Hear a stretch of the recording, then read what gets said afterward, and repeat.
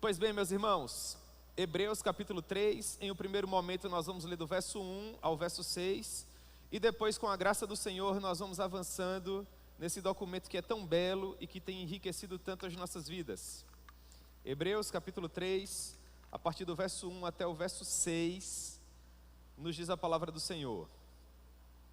Por isso, santos irmãos, que participais da vocação celestial, considerai atentamente o apóstolo e sumo sacerdote da vossa confissão, Jesus, o qual é fiel àquele que o constituiu, como também o era Moisés em toda a casa de Deus. Jesus, todavia, tem sido considerado digno de tanto maior glória do que Moisés, quanto maior honra do que a casa tem aquele que a estabeleceu.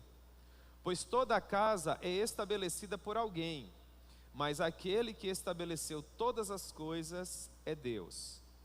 E Moisés era fiel em toda a casa de Deus, como servo, para testemunho das coisas que haviam de ser anunciadas. Cristo, porém, como filho em sua casa, a qual casa somos nós, se guardarmos firmes até o fim a ousadia e a exultação da esperança.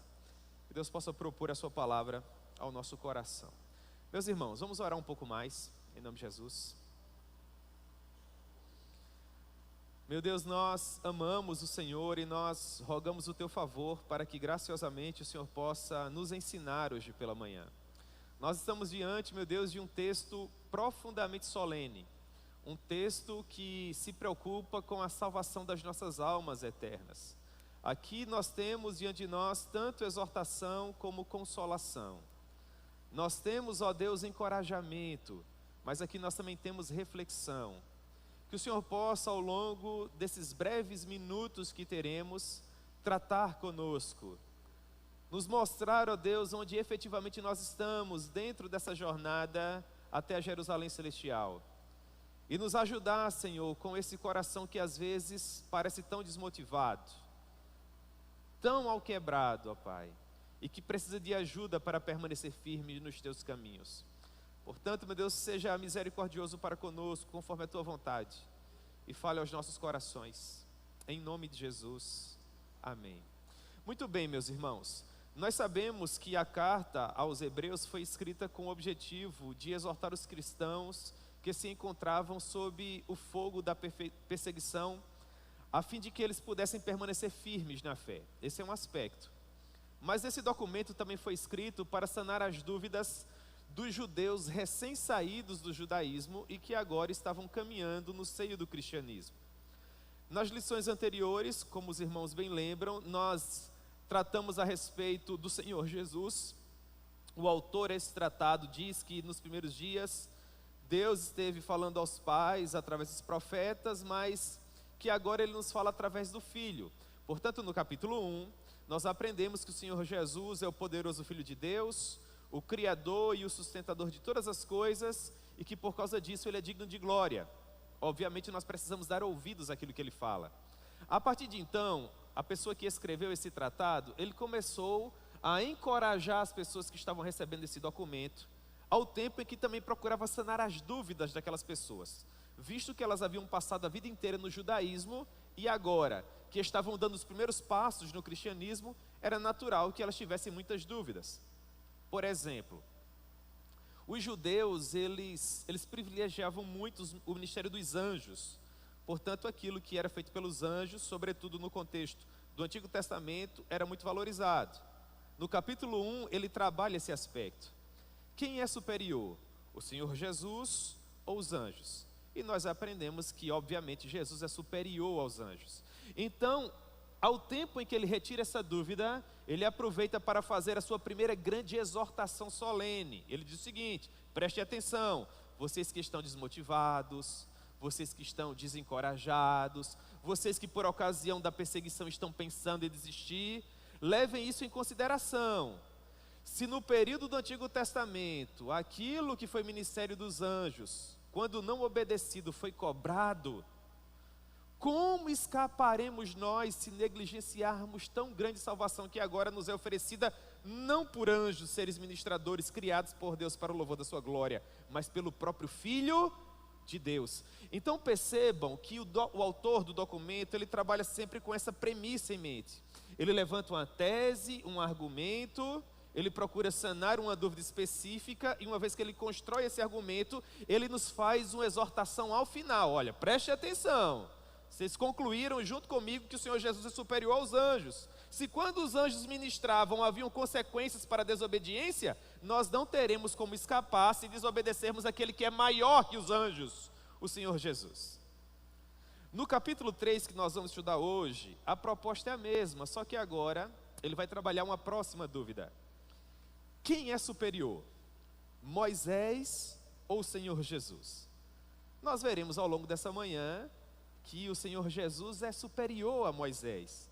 E vamos concluir com a palavra de encorajamento e exortação, porque o autor vai pegar um exemplo da desobediência do povo no deserto e vai mostrar que aqueles que desobedeceram no deserto ficaram pelo caminho. Se Jesus é superior a Moisés, e nós sabemos que ele é, e se quando Moisés fora desobedecido as pessoas ficaram pelo caminho, o que não acontecerá com aqueles que desobedecerem a Jesus? Os irmãos conseguiram perceber a premissa? Vai ser dessa maneira que nós vamos trabalhar durante toda a escola bíblica dominical. Vai ser sempre uma tese que é levantada, um argumento que é construído, dúvidas que são retiradas, e depois uma palavra de exortação. Qual o objetivo do autor? Ele quer nos encorajar. Ele quer que aqueles que começaram essa jornada em direção a Jerusalém Celestial, efetivamente a concluam. Porque infelizmente, irmãos, é verdade dizer que muitas pessoas preciosas infelizmente ficam pelo caminho, e não é isso que nós desejamos para nenhum de nós, ok? Muito bem, o Senhor Jesus é superior a tudo e a todos. Jesus é o Filho de Deus. Como eu falei para vocês, desde o princípio desse tratado maravilhoso, o autor buscou ratificar a superioridade de Cristo sobre todas as coisas. Em primeiro lugar, reiterando, Cristo é o herdeiro de todas as coisas, e por conta disso ele é o Criador e o mantenedor do universo. Cristo é o resplendor da glória e a expressão exata do ser de Deus, e ele é superior aos anjos. Jesus é o nosso sumo sacerdote nas coisas referentes a Deus. Próximo passo, Jesus é superior a Moisés? Em primeiro lugar, irmãos, nós precisamos ter em mente que Moisés foi o poderoso legislador do povo de Deus. Aquele por meio do qual o Senhor abençoou o seu povo com as suas amadas tábuas da lei. Portanto, não há dúvida de que Moisés foi esse grande homem de Deus, um homem honrado, um homem digno, e as Escrituras dão prova disso. Quem escreveu o tratado aos Hebreus, ele não vai de encontro à memória de Moisés. A memória de Moisés é preservada, o legado dele é preservado. Mas o autor do documento procura, com muito cuidado e com muito respeito, colocar Moisés no devido lugar dele, para que Cristo seja privilegiado. Portanto, esse é um ponto que nós precisamos levar em consideração. Nós não temos que desabonar a Moisés para privilegiar o Senhor Jesus. Há uma honra que é devida a Moisés, naturalmente, mas há uma honra que é devida ao Senhor Jesus, e essa a tudo supera, não apenas a Moisés. Contudo, Moisés foi sim um homem importante. A respeito dele, a palavra diz, Êxodo capítulo 34, versículo 29. Êxodo 34, 29. Quando desceu Moisés do Monte Sinai, tendo nas mãos as 2 tábuas do testemunho, sim, quando desceu do monte, não sabia Moisés que a pele do seu rosto resplandecia. Percebam, irmãos, é um ministério precioso, sim ou não? Você consegue imaginar a pele da face de um homem resplandecendo a glória de Deus? Arão e os demais filhos de Israel, quando perceberam aquilo, eles temeram se aproximar de Moisés. Portanto, aqui nós temos um exemplo de fato de uma grande experiência que esse homem viveu. Moisés era um homem de Deus. A respeito de Moisés, o próprio Deus diz o seguinte, Números capítulo 12, versículo 6. Números 12, 6. Então disse, palavra do Senhor, ouvi agora as minhas palavras, Se entre vós há profeta, eu, o Senhor, em visão, a ele me faço conhecer, ou falo com ele em sonhos. Deus está dizendo, há profeta entre vocês, e eu, o Senhor, tenho me manifestado a ele, ou a eles, para que eles, por sua vez, se manifestem a vocês. E agora ele vai especificar, ele vai dizer no verso 7, Números 12, 7, não é assim com o meu servo Moisés, que é fiel em toda a minha casa. Irmãos, é uma afirmação muito nobre. Deus está dizendo que Moisés é um homem fiel. Deus não está dizendo que Moisés é um homem incorrupto, não. Moisés possuía suas corrupções. Moisés era pecador, mas dentro das suas limitações ele procurava ser fiel em tudo e em todas as coisas. Palavras do Senhor, ele é fiel em toda a minha casa. Ele procura santificar todas as áreas da sua vida. Moisés é um homem que tem caminhado comigo. Ele diz, Números 12, 8, boca a boca falo com ele, claramente e não por enigmas, pois ele vê a forma do Senhor. Ele possui intimidade comigo. É uma coisa preciosa. Portanto, Moisés foi esse homem que caminhou ao longo da sua vida com Deus, que foi fiel até o final da sua jornada, e Deus fez questão de construir um legado para Moisés, uma mensagem final pela qual ele seria conhecido. E essa mensagem se encontra no Deuteronômio, capítulo 34, a partir do versículo 10. Em Deuteronômio nós temos uma repetição das leis, e na porção final nós temos como aconteceu a morte de Moisés, e o que aconteceu após a sua morte. Mas por ocasião da morte desse homem de Deus, acerca dele o Senhor disse assim, Deuteronômio capítulo 34, verso 10. Nunca mais se levantou em Israel profeta algum como Moisés. Meus irmãos, ele está colocando dentro desse pacote aqui, homens da estirpe de Elias, de Eliseu, profetas poderosíssimos no cenário histórico-cultural do Antigo Testamento. Mas o próprio Deus diz assim, nunca mais se levantou em Israel profeta algum como Moisés, com quem o Senhor houvesse tratado face a face, no tocante a todos os sinais e maravilhas que por mando do Senhor fez na terra do Egito, a Faraó, a todos os seus oficiais e a toda a sua terra, e no tocante a todas as obras de sua poderosa mão, e aos grandes e aos terríveis feitos que operou Moisés à vista de todo o Israel. Era dessa forma que Moisés era conhecido por seu povo, como um poderoso homem de Deus a quem o Senhor se manifestava intimamente, face a face. Há uma passagem no Saltério, inclusive, que fala muito ao meu coração e que curiosamente se encaixa perfeitamente ao que nós estamos construindo aqui. É o Salmo 103, 7. Se você fizer uma leitura apressada do Saltério, às vezes algumas informações que são preciosas podem correr o risco de passar desapercebidas. Mas se você fizer uma leitura cuidadosa, muita informação preciosa permanecerá no seu coração. E no Salmo 103, 7 nós temos uma informação que é preciosa, onde o Senhor diz assim: manifestou os seus caminhos a Moisés, e os seus feitos, ou seus prodígios, aos filhos de Israel. O que é que o salmista está nos dizendo aqui? Que Moisés era alguém que se assentava na sala dos projetos.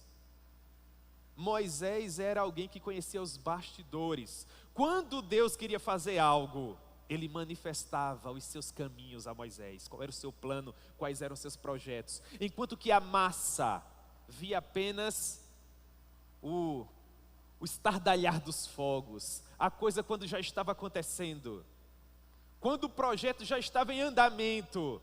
Moisés não, Moisés tinha intimidade, Moisés estava nos bastidores. Como isso é precioso, irmãos. Há pessoas que ousam ter uma vida mais íntima com Deus. Há pessoas que preferem ter um contato maior com Ele, e a essas pessoas é revelado coisas que são preciosíssimas. E isso é tão profundamente bíblico, irmãos, e tão belo. Perceba, Evangelho de João, capítulo 17, palavras do Todo-Poderoso, ele diz: e aquele que me amar, será amado por meu Pai, e eu também o amarei e me manifestarei a Ele.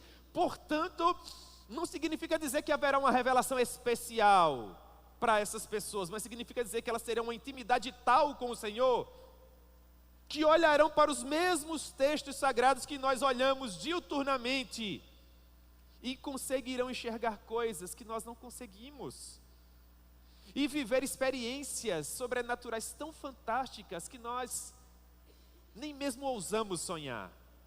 Pessoas a quem Deus tem manifestado os seus caminhos. Esse deve ser também um desejo do nosso coração. Pergunta: por causa de tudo isso, seria Moisés superior a Jesus? Ora, é claro que ele não é. Jesus é incomparavelmente superior a Moisés e a quem quer que seja. E o objetivo desse capítulo é nos ensinar justamente isso. Nós olhamos para o verso 1 e temos assim: por isso, leia-se, pela maneira com que Cristo, sendo nosso sumo sacerdote, aquele que ofereceu um sacrifício perfeito e eficaz ao Pai, sacrifício este suficiente para perdoar os nossos pecados, pelo fato de Jesus ser o Filho de Deus, a expressão exata do seu ser, o Criador e o mantenedor de todas as coisas, aquele que sustenta todas as coisas por meio da palavra que pertence a Ele. E eu poderia passar toda a manhã falando das prerrogativas de Cristo aqui. Por tudo isso, irmãos, Jesus é superior a Moisés. É claro que é. Claro que é. Por isso, santos irmãos, que participais da vocação celestial, considerai atentamente o apóstolo e sumo sacerdote da nossa confissão. Quem? Jesus. Então nós olhamos para o verso 1 e há dois aspectos importantes. Primeiro deles, a pessoa que escreveu esse documento escreveu para crentes, para aqueles que haviam compreendido a mensagem da cruz ensanguentada e que precisavam de encorajamento, seja por causa da perseguição, seja por conta das dúvidas que talvez eles nutrissem em seu coração. Então ele diz: santos irmãos, que participais da vocação celestial. São pessoas que caminham conosco, são pessoas que deram ouvidos ao Evangelho, pessoas que haviam compreendido a mensagem, mas pensavam em desistir dela. Pessoas que até estavam começando muito bem, ou que haviam começado muito bem, mas que corriam risco de ficar pelo caminho. Santos irmãos, sim, vocês que participam da vocação celestial, vocês que compreenderam a palavra, vocês que têm caminhado com o Senhor, considerem atentamente o apóstolo e sumo sacerdote da nossa confissão. É como se, em outras palavras, ele estivesse dizendo, por esse considerar atentamente, fixem os olhos nele. Nós precisamos manter os nossos olhos fixos no Senhor Jesus, porque nós temos inimigos à volta, e a pressão por todos os lados. Se nós pararmos, irmãos, para analisar aquilo que nos espreita, e as lutas que temos, e as dificuldades que se avizinham, nós correremos o risco de ficar pelo caminho. Nós precisamos levar em consideração que aquele que nos fez a promessa é fiel, e precisamos manter os nossos olhos fixos nele, porque dessa maneira nós não perderemos o nosso objetivo final. Essa expressão, considerar atentamente, catanoel, ela tem a ver com ter em Jesus a razão de ser da nossa vida, o motivo pelo qual nós existimos, aquilo que faz o nosso coração pulsar. Um exemplo, na minha maneira de ver, precioso a respeito de alguém que fixou os olhos em Jesus e triunfou, é do Estevão. Vocês lembram do Estevão, de Atos capítulo 7? Pregador poderosíssimo, grande homem de Deus, diácono da igreja. Pelo fato da sua evidência, pelo fato da maneira tão apaixonada com que ele servia ao Senhor, ele se tornou um grande mártir, primeiro, tão poderosamente retratado no livro de Atos. E a Bíblia diz que na porção final da sua jornada em direção a Jerusalém Celestial, quando os seus algozes estavam por assassiná-lo, através de uma morte terrível, ele morreu por apedrejamento. No ponto alto daquele suplício, daquele flagelo atroz, ele põe os olhos nos céus. E o que ele diz é fascinante. Cheio do Espírito Santo, Estevão fitou os olhos no céu e ele viu a glória de Deus e Jesus que estava à sua direita. E ele disse para que aquela multidão ruivosa pudesse ouvir: eis que vejo os céus abertos e eu vejo o Filho do Homem. Em outras palavras, pode apedrejar. Isso é extraordinário. Irmãos, o mesmo acontece ao longo de toda a nossa maravilhosa história, inclusive acontece nos dias atuais. Por que é que os nossos missionários que estão nas regiões mais inóspitas da terra, onde se eles forem descobertos como missionários, em um átimo de segundo eles serão assassinados? O que faz com que essas pessoas permaneçam ali, mesmo com o risco da própria vida e da família e de tudo mais que eles amam? Essas pessoas viram a glória de Deus. E isso é suficiente, elas não querem se desviar desse objetivo. O mesmo aconteceu com o profeta Isaías, vocês lembram? Isaías capítulo 6, a grande apoteose da vida de Isaías, o momento mais alto da existência dele. Ele diz que estava com o Senhor e as bases do limiar do templo se moveram e a glória do Senhor encheu aquele cenáculo e agora ele se apercebia na presença de Deus. E quando ele finalmente teve aquela experiência extraordinária, o Senhor fez uma pergunta, não necessariamente a Isaías, mas que ele fez questão de responder. O Senhor perguntou assim: a quem enviarei? E quem há de ir por nós? Depois que Isaías contemplou toda aquela beleza, ele não tinha dúvidas. Ele diz: eis-me aqui, envia-me a mim, porque agora eu tenho um objetivo, eu vi a tua glória, eu sei o que eu quero da minha vida. O autor desse documento está dizendo a mesma coisa para nós. Nós seremos pressionados, as pessoas haverão de nos atacar, de nos injuriar, de nos difamar, nos perseguir. Elas vão tentar, quem sabe, até nos matar. Mas se nós, irmãos, fixarmos os nossos olhos nessa glória que nos aguarda no final, nós não nos desviaremos do nosso objetivo. Nós precisamos, nesses dias difíceis que estamos vivendo, considerar atentamente o apóstolo e sumo sacerdote da nossa confissão, porque o próprio Jesus viveu. Você lembra de Hebreus? Parece que Hebreus capítulo 12. O texto que diz assim: e Jesus, em troca da alegria que lhe estava proposta, suportou a cruz.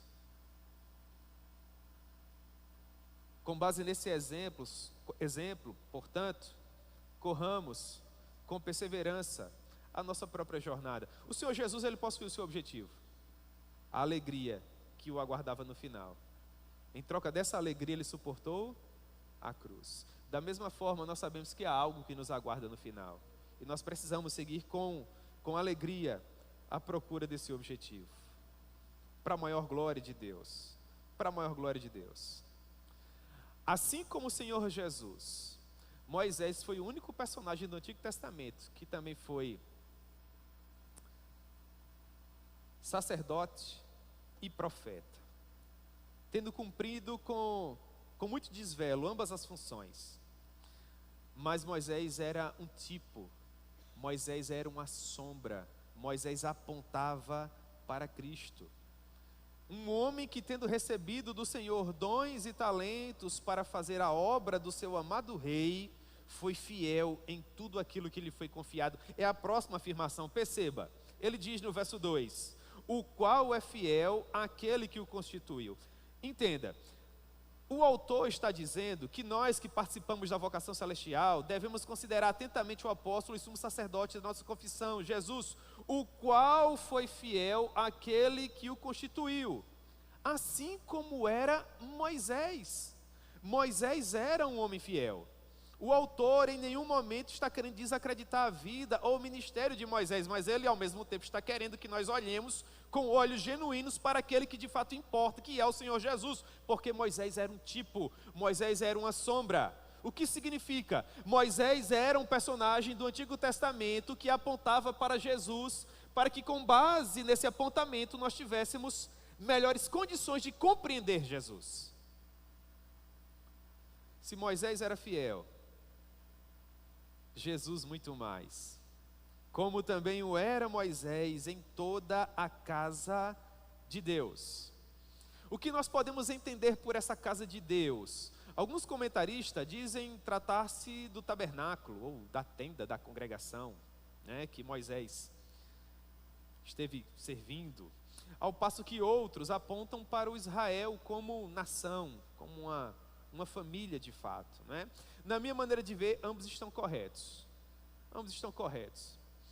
A casa que Jesus está edificando, na qual Moisés serviu, é o que importa para nós hoje. Quem é essa casa? Eu creio que é a igreja. Eu creio que é o povo de Deus. E eu creio que tanto Moisés como Jesus foram fiéis servindo a essa casa. Mas que naturalmente Jesus é infinitamente superior a Moisés. Portanto, perceba, versículo 3. Jesus, todavia, tem sido considerado digno de tanto maior glória do que Moisés, quanto maior honra do que a casa tem aquele que a estabeleceu. Os judeus, eles privilegiavam muito Moisés, porque foi através do ministério de Moisés que eles receberam a lei. E toda a fundamentação do antigo tabernáculo, que era aquela tenda, onde a glória de Deus se manifestava. E Moisés recebia glória e honra por causa disso. Contudo, quem escreveu esse texto está dizendo que Jesus, todavia, deve ser considerado digno de maior glória do que o próprio Moisés. Porque maior glória tem o dono da casa, se comparado à própria casa, sendo Moisés um homem, a quem Deus confiou a planta do tabernáculo, e sendo homem, por conta dessa função, ele recebeu a glória devida. Que glória não será devida a Jesus, que é o dono da casa, que é aquele que vive e que reina sentado no trono, que a personifica. O próprio Moisés confirma isso. Ele diz em Deuteronômio capítulo 18, versículo 15. Deuteronômio 18, 15. O Senhor teu Deus te suscitará um profeta, do meio de ti, de teus irmãos, semelhante a mim. A ele ouvirás. Moisés está dizendo que um dia nasceria um que seria superior a ele, e que os filhos de Deus deveriam ouvi-lo. Ora, as escrituras estão dizendo, Jesus é digno de maior glória que Moisés, porque Jesus é Deus.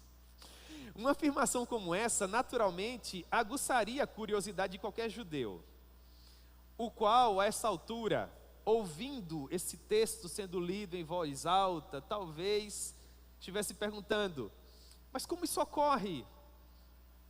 Você teria mais detalhes? Como é que eu posso ter certeza que de fato esse Jesus, filho de carpinteiro, que foi criado em Nazaré, que com 30 anos de idade iniciou seu ministério público e que foi crucificado fora dos muros de Jerusalém e que vocês afirmam ter ressuscitado, como é que eu posso ter certeza que de fato ele é superior a Moisés? Então o autor continua desenvolvendo o seu pensamento. Ele diz, ora, tudo que é estabelecido, obviamente precisa ser estabelecido por alguém. Portanto, maior é aquele que estabelece. Ele diz assim no verso 4, pois toda casa é estabelecida por alguém, mas aquele que estabeleceu todas as coisas é Deus. Ora, o fato é que a fidelidade de Moisés não está sendo colocada em xeque. Não é isso que o autor está discutindo aqui. Todavia, a sublime verdade é que Moisés foi fiel na qualidade de servo ao dono daquela casa. Ele diz no verso 5, na porção inicial, e Moisés era fiel em toda a casa de Deus. Moisés era um servo fiel na casa, ele era um mordomo fiel, mas o Senhor Jesus é o dono da casa, ele é aquele que ordena a Moisés. O ministério de Moisés nunca esteve em conflito com Cristo, porque Moisés sempre apontou para aquele que era maior do que ele, esse sim todo poderoso. Portanto, ele funciona como um tipo do Senhor. ele aponta para Jesus e com o seu ministério ele diz: vocês estão olhando para mim? Vocês estão me vendo com as minhas prerrogativas? Esse Jesus é maior que eu. Se eu servir bem como sacerdote, ele é perfeito. Se eu servir bem como profeta, ele é insuperável. Porque como sacerdote eu errei, pois sou humano. Como profeta, da mesma forma, eu sou humano. Mas o Senhor Jesus, ainda que humano, é Deus. E isso é extraordinário. Porque essas eram todas as dúvidas dessas pessoas. Parte delas trabalhadas no domingo anterior. Como é possível que um homem, ao mesmo tempo, seja Deus? E como ele consegue ser perfeito em todas as coisas? Como isso acontece? Como funciona? Portanto, Hebreus é extraordinário. É sensacional. Moisés era fiel em toda a casa de Deus, verso 5, como servo para testemunho das coisas que haviam de ser anunciadas. Ora, não foram essas, né, as suas palavras? O Senhor teu Deus levantará do meio de vós um profeta semelhante a mim, e a ele vocês ouvirão. É a respeito desse profeta que estamos tratando aqui. Que foi dito assim: havendo Deus outrora falado muitas vezes e de muitas maneiras aos pais pelos profetas, nesses últimos dias nos falou pelo Filho. Perceba, aquilo que foi profetizado por Moisés: do meio de vós o Senhor vosso Deus vos levantará um profeta, e a ele vocês ouvirão. O autor ao tratado aos Hebreus agora está dizendo: aquilo que outrora foi dito por Moisés se cumpriu em nossos dias. Nesses últimos dias, o Senhor tem nos falado pelo Filho, a quem constituiu o herdeiro de todas as coisas. Ele é o dono da casa, Ele é o Senhor da igreja, porque Ele é o resplendor da glória e a expressão exata do ser de Deus. Cristo é o Senhor da casa onde Moisés serviu. Verso 6, Cristo, porém, como Filho em sua casa, a qual somos nós. Aqui os amilenistas vibram, né, irmãos? É um texto clássico do amilenismo, né? A igreja como o novo Israel. Cristo, porém, como Filho em sua casa, a qual casa somos nós, vírgula, se guardarmos firme até o fim a ousadia e a exultação da esperança. É maravilhosa a maneira como esse homem escreve. O nosso coração fica exultante e cheio de júbilo. Nós compreendemos e nós concordamos, é verdade, Jesus é superior a Moisés, glória a Deus, Ele é o nosso Rei, Ele é o nosso Messias, louvado seja o nome do Senhor, uma alegria. Aí vem o verso 6 e ele diz: todavia isso é verdade se você permanecer firme até o fim. Aqui nós temos uma palavra de exortação: se guardarmos firmes até o fim, a ousadia e a exultação da esperança. Você tem ideia do que significa uma afirmação como essa para um judeu que recebia esse documento há cerca de 2000 anos atrás? No caso, eu tenho que permanecer nesse Jesus, o Messias, e eu não posso me desviar do caminho que Ele me propôs por meio do seu sangue. Sim, é verdade, você precisa permanecer com Ele e não se desviar do caminho que lhe foi proposto através do seu próprio sangue. Qual seria a próxima pergunta? Como eu posso fazer isso? Como eu posso permanecer firme nele? Qual o risco de não permanecer firme nele? Não é? Vamos lá, vamos ler a partir do verso 7. A partir do verso 7 diz assim: assim pois, como diz o Espírito Santo, hoje se ouvirdes a sua voz, não endureçais o vosso coração, como foi na provocação, no dia da tentação no deserto, onde os vossos pais me tentaram, pondo-me à prova, e viram as minhas obras por 40 anos. Por isso me indignei contra essa geração e disse: estes sempre erram no coração, eles também não conheceram os meus caminhos. Assim jurei na minha ira, não entrarão no meu descanso. Tende cuidado, irmãos, jamais aconteça haver em qualquer de vós perverso coração de incredulidade, que vos afaste do Deus vivo. Pelo contrário, exortai-vos mutuamente cada dia durante o tempo que se chama hoje, a fim de que nenhum de vós seja endurecido pelo engano do pecado. porque nos temos tornado participantes de Cristo, se de fato guardarmos firmes até o fim a confiança que desde o princípio tivemos, enquanto se diz: hoje, se ouvirdes a sua voz, não endureçais o vosso coração, como foi na provocação. Ora, quais os que, tendo ouvido, se rebelaram? Não foram de fato todos os que saíram do Egito por intermédio de Moisés? E contra quem se indignou por 40 anos? Não foi contra os que pecaram, cujos cadáveres caíram no deserto? Perceba, Cristo, porém, como filho em sua casa, a qual casa somos nós, se guardarmos firmes até o fim a ousadia e a exultação da esperança. E agora, irmãos, ele vai dizer o que pode acontecer com aqueles que não perseverarem até o fim. A ideia é, do verso 1 ao verso 6, Cristo é superior a Moisés, porque Cristo é o Filho de Deus.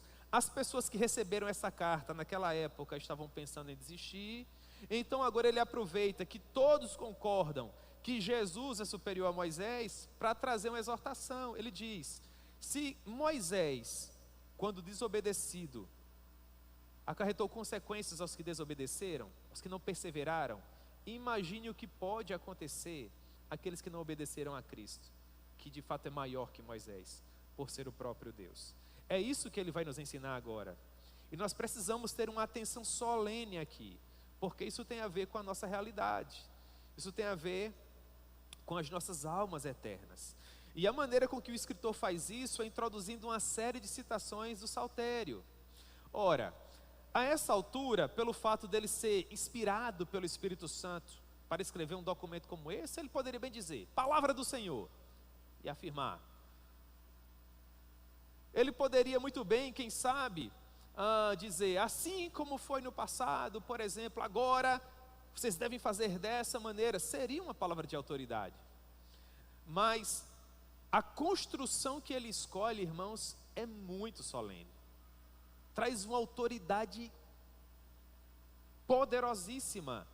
Ele diz assim, verso 7, a porção inicial: assim, pois, como diz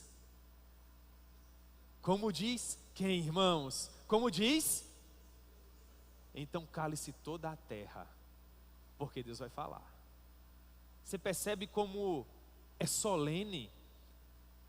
Ele constrói um argumento do verso 1 ao verso 6, e a pergunta retórica é: como eu posso ter certeza que isso é verdade? Você me disse que eu tenho que gastar toda a minha vida perseguindo esse caminho que me foi entregue pelo Senhor Jesus, eu não posso me desviar dele. Como eu posso fazer o meu coração descansar na certeza que no final eu não vou dar com a cara na parede? Que não haverá apenas frustração me aguardando no final. Então o autor diz, pode confiar, porque assim diz o Espírito Santo: se hoje ouvirdes a minha voz, não endureçam o vosso coração, assim como foi em Meribá. Meribá foi aquela discussão a respeito da água. O povo acabou de sair do Egito, o povo estava sedento, estiolado, Moisés pressionado, então há toda aquela contenda, nos tirou do Egito e agora vai nos deixar morrer de sede aqui. Êxodo capítulo 17, vai lá, coitado de Moisés, fere a rocha, e aí, irmãos, a coisa desanda. Não endureçais o coração como em Meribá, como no dia de Massá. Massá foi outra contenda entre o povo e o Senhor, porque em Massá foi o retorno dos espias. Deus manda os espias para espiar a terra de Canaã, e parte deles, 10 na verdade, voltam e acabam com o ânimo do povo. Não endureçam o coração como foi em Massá, quando vossos pais me tentaram, pondo-me à prova. Sabe quantas vezes o povo se levantou contra o Senhor? 10 vezes, naquela peregrinação no deserto. E ele diz, não obstante terem visto as minhas obras por 40 anos. Como isso é sério, irmãos? Perceba, os eventos descritos aqui no Salmo 95, que é o texto que o autor está citando, aconteceram muito antes do salmista escrever. Essa passagem em que o povo é retirado do Egito Aconteceu pelo menos 1000 anos antes do Salmo 95 ser escrito. Mas o autor do Salmo 95, procurando encorajar a época dele, a geração dele, está dizendo: se vocês ouvirem a voz do Espírito Santo, não endureçam o coração. Lembrem de Meribá, lembrem de Massá, lembrem da peregrinação de 40 anos no deserto. Aquele povo ficou pelo caminho. 1000 anos depois, era o exemplo que o autor do Salmo 95 estava usando. Do Salmo 95 para Hebreus capítulo 3, quanto tempo se passa? Pelo menos 2000 anos. O que perfaz cerca de 3000 anos, pouco mais, pouco menos. E a proposta é a mesma. Não endureçam o vosso coração. Assim, meus irmãos, essas mesmas palavras podem ser aplicadas a nós cerca de 2000 anos depois da escrita aos Hebreus. Percebam quantos milênios não se passaram. Um povo que caminhou por 40 anos com o Senhor no deserto, que era protegido pela coluna de nuvem durante o dia, e que era aquecido pela coluna de fogo durante a noite, que comeu maná, o pão do céu, e que tinha carne todos os dias através do milagre das codornizes. Esse povo, irmãos, no final da sua jornada, ouviu assim. Números capítulo 14, versículo 21. Números 14, 21. Porém, tão certo como eu vivo, e como toda a terra se encherá da glória do Senhor, nenhum dos homens que, tendo visto a minha glória e os prodígios que fiz no Egito e no deserto, e todavia me puseram à prova já quantas vezes? 10 vezes, e não obedeceram a minha voz, diz o Senhor. Números 14, 23. Nenhum deles, irmãos, isso é muito grave, é muito sério, é muito solene. Nenhum deles verá a terra que com juramento prometi a seus pais. Sim, nenhum daqueles haverá. Então o autor desse documento está dizendo o seguinte: nós precisamos desse momento olhar para o passado. Vocês estão ouvindo a voz do Espírito Santo? Vocês creem que o Senhor Jesus tem falado nesses últimos dias, que Ele é a expressão exata do ser de Deus, o Criador e o sustentador de todas as coisas, que Ele é superior aos anjos, que Ele é superior a Moisés? Vocês têm ouvido essa voz? Concordam com ela? Portanto, não endureçam o vosso coração, deem ouvidos a Ele. Se hoje vocês estiverem ouvindo a voz do Senhor, é como se Ele dissesse: eu vos imploro, não endureçais o vosso coração. Porque a semelhança daquele povo, nós também estamos no deserto com o Senhor, irmãos, nesse grande torrão chamado planeta Terra, sendo pressionados, inimigos estão à espreita. Nós podemos ter escassez de pão, nós podemos ter escassez de água, nós podemos ter problemas relacionados às finanças, nós podemos ter problemas relacionados à doença, nós podemos ter problemas relacionados à perseguição. São muitas as possibilidades, mas tudo que nós não podemos permitir, em hipótese alguma, é nos deixar ficar pelo caminho, começarmos a murmurar e a nos entristecer com o Senhor, olhando para as lutas do tempo presente e falando acerca, assim como aquele povo no deserto: nos tirastes do Egito, e o Egito para nós seria uma vida de pecado, em uma visão simbólica. Nos tirastes do Egito, e agora não reúnes as ferramentas necessárias para nos colocar na terra que nos prometestes. É isso que nós falamos para Deus quando acontece algum problema e nós começamos a murmurar. A murmuração é uma atitude rebelde do nosso coração que diz para Deus que Ele não tem poder coisa nenhuma, que Ele não é onisciente coisa nenhuma, que Ele não é onipresente coisa nenhuma. Porque quando você está com um problema e por meio da angústia do seu coração você diz: e onde é que tu estás que não vê o que acontece comigo? Nas entrelinhas, meu irmão, você questiona a onisciência dEle. Se tu sabe todas as coisas, por que não sabes o que se passa no meu coração para curá-lo? Quando você questiona a respeito da presença de Deus: onde tu estás enquanto isso me acontece?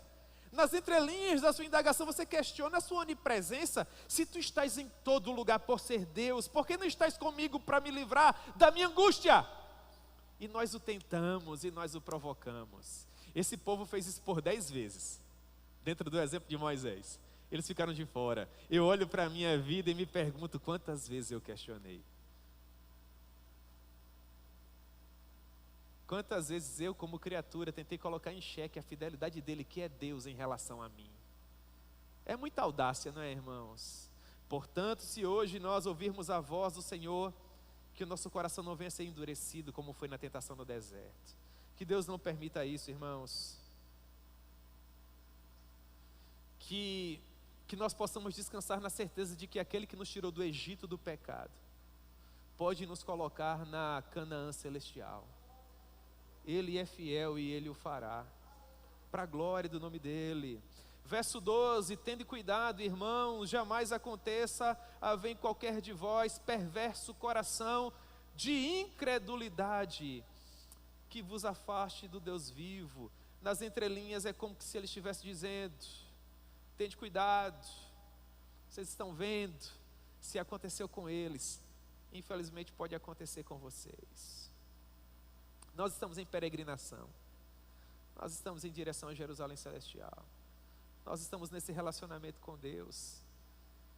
Há quantos anos você tem caminhado? Esse povo caminhou 40 anos, até agora eu caminhei, meus amados irmãos, cerca de 23 anos, vou completar agora em novembro, né? E você caminhou quanto tempo, meu irmão? Caminhou quanto tempo? Não fique pelo caminho, em nome de Jesus. Que Deus nos conceda a graça de permanecermos com Ele e seguros nele até o fim. Que Deus guarde o nosso coração. Que Deus nos livre de todos os desafios dessa peregrinação. O nosso Josué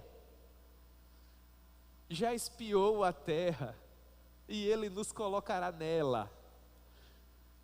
Josué era esse tipo de Cristo. Você lembra da figura de Josué? Espiou a terra é boa, mana leite e mel. Há desafios, há problemas, há até gigantes. Deus será conosco, triunfaremos.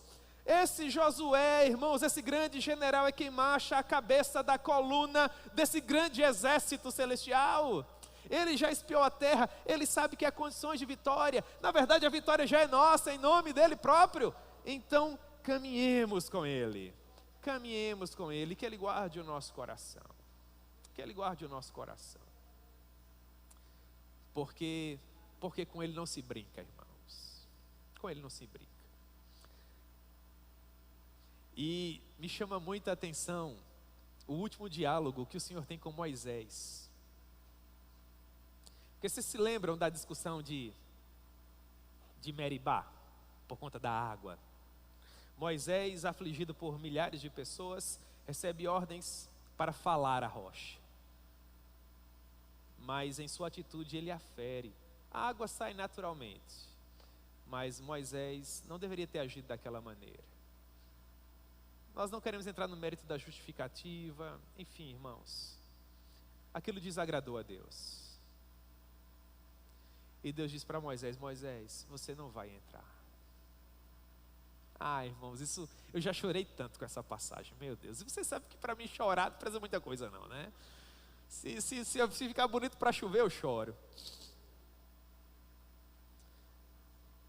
Quando eles chegam à fronteira, irmãos, do Val do Jordão, Moisés sobe ao monte, sozinho, irmãos, e vai conversar com Deus. Deuteronômio capítulo 3. A partir do versículo 23 está escrito assim: Então eu implorei ao Senhor dizendo, ó Senhor Deus, passastes a mostrar ao teu servo a tua grandeza e a tua poderosa mão, porque que Deus há nos céus ou na terra que possa fazer segundo as tuas obras e segundo os teus poderosos feitos? Ah, irmãos, então Moisés diz algo que o meu coração não aguenta. Ele diz assim, rogo-te. É uma expressão hebraica para alguém que se coloca de joelhos e diz assim, eu imploro, por favor, me deixes passar. para que eu veja essa boa terra que está além do Jordão, esta boa região montanhosa, e o Líbano, irmãos. Moisés, um homem tão fiel, um homem a quem Deus falava face a face. Moisés, amigo de Deus, o Senhor disse, nunca mais se levantou profeta nenhum semelhante a Moisés. Moisés era meu amigo, um homem que conhecia a minha forma.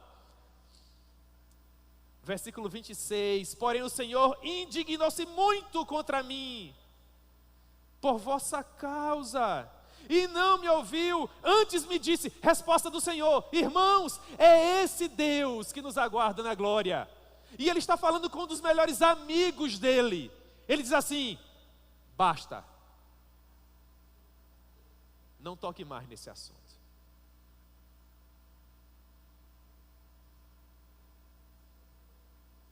Você vai subir ao cimo do Pisga, Moisés. Você vai levantar os seus olhos para o norte e para o sul. Você vai contemplar essa terra com seus olhos, mas você não vai pisar nela. Você tem ideia de como essa palavra de exortação é solene? Não significa dizer com isso, irmãos, e vocês sabem disso muito bem, que Moisés perdeu a salvação. Mas é um desperdício de alegria.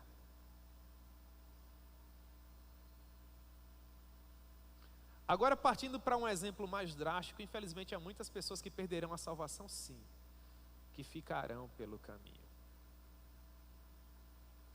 E nós devemos, irmãos, versículo 13, exortar-nos mutuamente, cada dia, durante o tempo que se chama hoje, a fim de que nenhum de vós seja endurecido pelo engano do pecado. Exortar-nos mutuamente, ajudar-nos mutuamente, encorajar-nos mutuamente, para que todos nós que começamos essa boa jornada, possamos chegar juntos até as portas da Jerusalém Celestial. Porque, irmãos, nessa jornada em que nós estamos, não adianta meramente começar bem. Há muitas pessoas que começaram muito bem, mas que infelizmente ficaram pelo caminho. Não é isso que eu desejo para a minha vida, não é isso que eu desejo para a sua vida. Há um personagem do John Bunyan chamado Volúvel. O Volúvel é um dos meus personagens favoritos, Volúvel. O peregrino estava saindo da cidade da destruição, ele havia recebido o convite de evangelista, já tinha enxergado a porta estreita e estava correndo em direção a ela. Quando ele está prestes a sair da cidade, quem é que ele encontra? Volúvel. Volúvel ficou todo animado, falou assim, eu vou com você. E em determinado momento da jornada, Volúvel olhava para Cristão e dizia, vamos mais rápido, eu estou ansioso, eu estou doido para chegar lá. Quantas aventuras, quantas experiências, um lugar aprazível, extraordinário. Cristão não podia ir tão rápido porque ele levava o fardo do pecado às costas, né? Só quando ele colocou os olhos na cruz foi que o fardo caiu. Primeiro desafio da jornada, irmãos, o pântano do desânimo. Tanto o Cristão quanto o Volúvel caíram no pântano do desânimo. Ambos saíram. Um para continuar a jornada até a cidade celestial. E o outro para voltar para a cidade da destruição. Quem vocês acham que voltou para a cidade da destruição?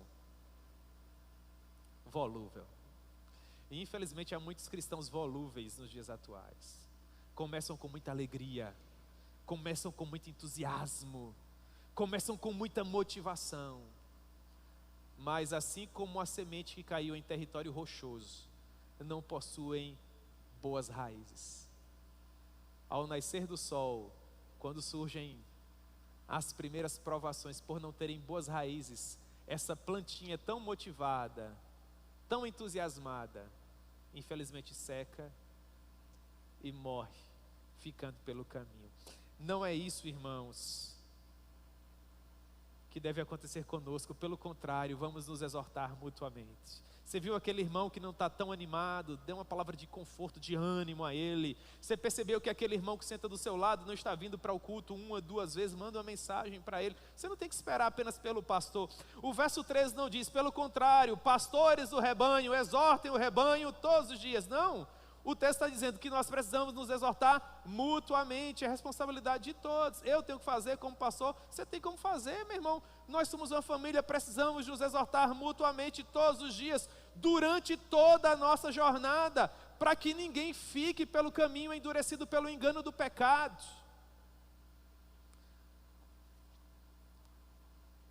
Porque nos temos, versículo 14, tornados participantes de Cristo, se de fato guardarmos firmes até o fim a confiança que desde o princípio tivemos. Você percebe que ele está repetindo o que falou no versículo 6? Verso 6 ele diz assim: Cristo, porém, como filho em sua casa, a qual somos nós, somos casa de Deus, se guardarmos firmes até o fim.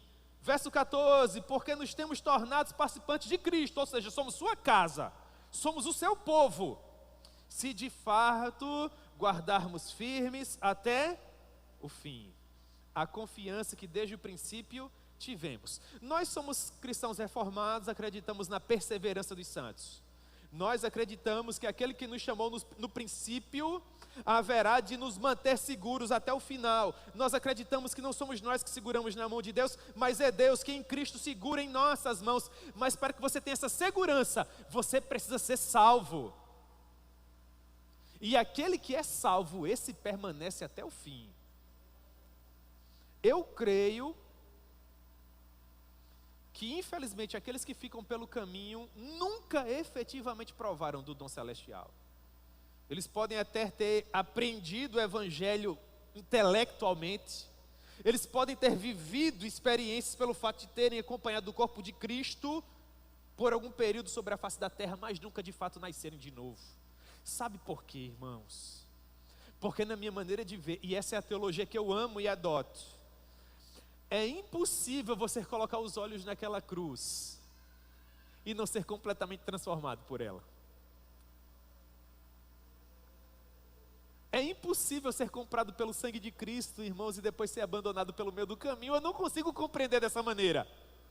Eu creio com toda a força do meu coração que aquele que começou a boa obra em nós haverá de aperfeiçoá-la até o último momento, e nós estaremos seguros no final.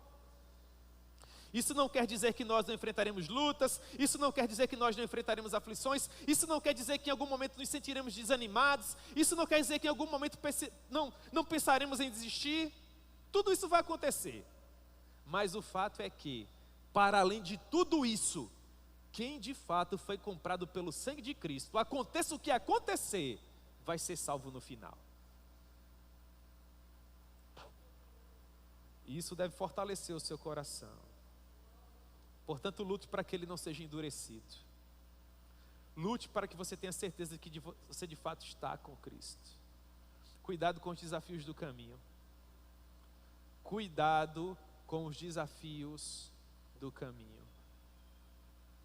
Há muitos perigos. Aqui nessa passagem o autor está tratando falta de ânimo, falta de motivação, a desistência em virtude da perseguição. Esse é um aspecto, é um espectro do problema. Mas há outros, a soberba, a altivez, ao orgulho. Quantas pessoas não chegam numa comunidade como essa quebradas, desesperadas, e são transformadas pelo Evangelho? Naturalmente começam a caminhar, mas em determinado momento da jornada, agora que elas já foram de certa forma trabalhadas pelo Evangelho, e a semelhança do gadareno, agora estão com roupas limpas, cabelos penteados, bem asseados, perfumados, começam a achar que são alguma coisa, que possuem voz, que possuem vez, que possuem direitos, afinal de contas já dirigem departamentos, já lideram equipes, já receberam elogios, já pregaram em conferências, já tiveram seus nomes em faixas, já tiveram suas fotos em cartaz, então se sentem no direito de se assentar na mesa do projeto, não pela graça, assim foi como Moisés, mas porque acham que se porventura eles não estiverem naquela mesa, o rebanho não vai conseguir chegar na Jerusalém celestial. Meu irmão, guarda o seu coração.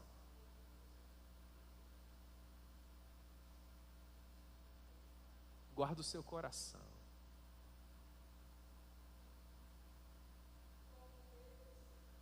A pior coisa que pode acontecer com você é você achar em determinado momento da sua vida que você é alguém, que Deus depende de você. Você talvez não diga isso com palavras, mas você pode estar dizendo com seu coração, quando você é insubmisso, quando você não reconhece qual é o seu lugar na economia do reino, quando por conta da sua experiência ou daquilo que Deus deu a você, você se sente no direito de questionar as pessoas que Deus levantou para cuidar da sua alma eterna. Todo mundo aqui precisa se dobrar, irmãos, porque só há um sumo sacerdote, bispo das nossas almas, é Jesus. A exceção dele, todo mundo é ovelha.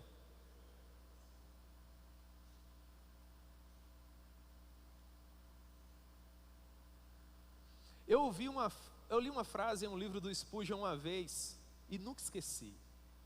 Ele diz o seguinte: para cada 100 pessoas que suportam a provação, 100, para cada 100 pessoas que suportam a provação,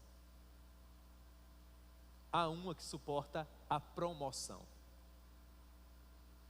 Para cada 100 pessoas capazes de suportar a provação, há uma que suporta a promoção. Você quer derrubar uma pessoa, meu irmão? Parece um texto do Cartas do Diabo ao Seu Aprendiz.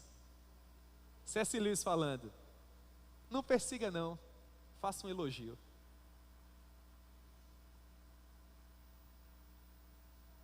O elogio tem matado muito mais pessoas que o fogo da perseguição. Porque o elogio faz com que você ache que você permanece vivo, quando na verdade você está morto. Quem de fato sabe o que ele é na economia do reino, quem de fato compreende o que é graça, todos os dias dobra o seu joelho e diz para Deus, não apenas com seus lábios, mas com a sua vida: Senhor, por favor, encontre algo que eu, saco de vermes que sou, possa fazer. Conceda-me algo, Senhor, um motivo pelo qual viver. Porque de mim mesmo eu não tenho absolutamente nada. Guarde o seu coração, meu irmão. Guarde o seu coração, eu imploro a você, para que você não fique pelo caminho, por conta não da dureza da jornada, mas por conta da dureza do seu coração. Tenha um coração de servo. Venha para servir, para a glória de Deus. Para a glória de Deus. Como é que essa história termina? Para nós orarmos. Verso 18: e contra quem jurou que não entrariam no seu descanso, senão contra os que foram desobedientes. Vemos, pois, que não puderam entrar por causa da incredulidade. Por causa da incredulidade. Meus irmãos, há muitas pessoas que não querem mais caminhar com o Senhor Jesus porque pensam que isso seria perder a vida. Não sabem eles que perderam as suas vidas no momento que deixaram de caminhar com o Senhor. Infelizmente não vão conseguir entrar nesse descanso, porque foram desobedientes. Porque foram incrédulos. Não desista de acreditar. Guarde o seu coração. Você está desmotivado, meu irmão? Caminhe um pouco mais. Você está triste? Caminhe um pouco mais. Eu tenho essa conversa com os alunos do seminário quase que todo o período. 2, 3, 4 aparecem, né? Ah, pastor, eu estou pensando em desistir. Nós estamos ainda no começo do período, mês de março, mês de abril, vai até junho. Meu Deus do céu, como é que eu vou conseguir sobreviver até junho? Eu não estou aguentando nem agora. Eu geralmente dou o mesmo conselho: meu irmão, você não tem que sobreviver até junho, você tem que sobreviver agora. E é hoje, quarta-feira, por exemplo, quarta-feira à noite. Vamos ver se essa quarta-feira, amanhã vai ser um novo dia. Seu coração amanhã pode estar melhor, Deus pode fazer um milagre, coisas extraordinárias podem acontecer. Meus irmãos, eu entendo que esse é um profundo conceito bíblico. Basta a cada dia o seu próprio mal. Você não tem que estar desesperado com o que vai acontecer amanhã. Vamos primeiro viver o hoje, né? Vamos planejar, é óbvio, vamos nos preparar, é óbvio, mas o amanhã está a cargo de Deus, Ele o fará. Ele o fará. Vamos proteger o nosso coração agora, em nome de Jesus, guarde o seu coração. Se hoje você ouviu a voz do Senhor, guarde o seu coração. 3 aplicações e nós vamos orar. A primeira delas: Cristo é superior a Moisés, nós sabemos disso. Portanto, nós precisamos considerá-lo atentamente como apóstolo e como sumo sacerdote da nossa alma. Precisamos colocar os nossos olhos nele e não nos desviarmos desse objetivo solene. A nossa grande missão é chegar no céu. Essa é a nossa missão, irmãos. Segundo, os filhos de Israel viram as maravilhas do Senhor por 40 anos e ainda assim ficaram de fora de Canaã. Não permita que isso aconteça. Você pode fazer algumas perguntas. Há indícios suficientes na nossa vida que garantem que nós estamos seguros em Cristo? Ao longo de todos esses anos de caminhada, há mais crescimento ou murmuração? Pergunte ao seu coração. E em terceiro lugar, que o Senhor nos conceda forças para chegarmos juntos até o final. Que Ele jamais permita que após tantos anos de caminhada, nós venhamos a ficar pelo caminho, irmãos. Se começar é bom, terminar é melhor. Então, em nome de Jesus, vamos nos encorajar, vamos nos auxiliar mutuamente e vamos guardar o nosso coração. Vamos ter cuidado com a falta de ânimo, mas vamos ter cuidado com o orgulho. Vamos ter cuidado com o desejo de desistir por causa da perseguição e vamos ter cuidado com a altivez de espírito, para que juntos nós possamos chegar a Jerusalém Celestial. Amém?